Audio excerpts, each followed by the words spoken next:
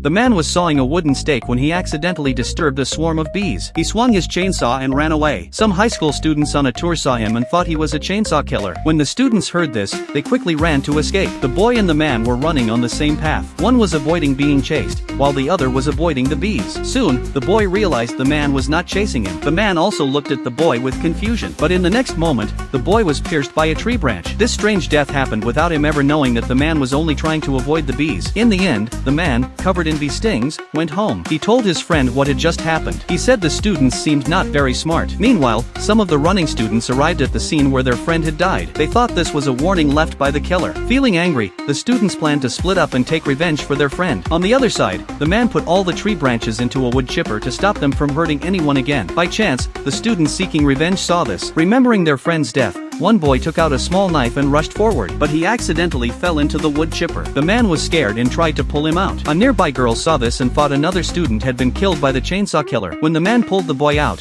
only half of his body remained. Are you okay?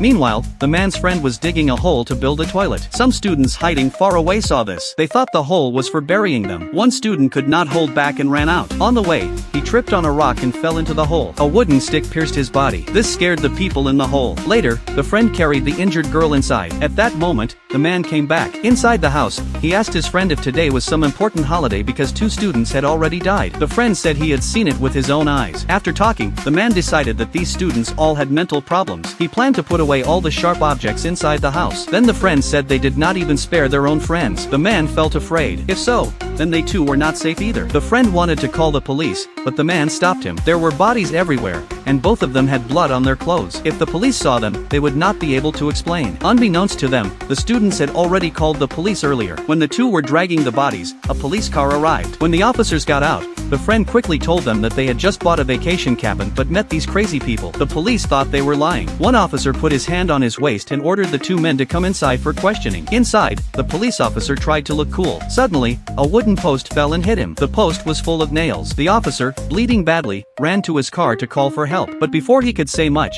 he suddenly died in front of the students. The college students inside the car were shocked. They did not expect the killer to kill a police officer. If it were you, what would you do in this situation?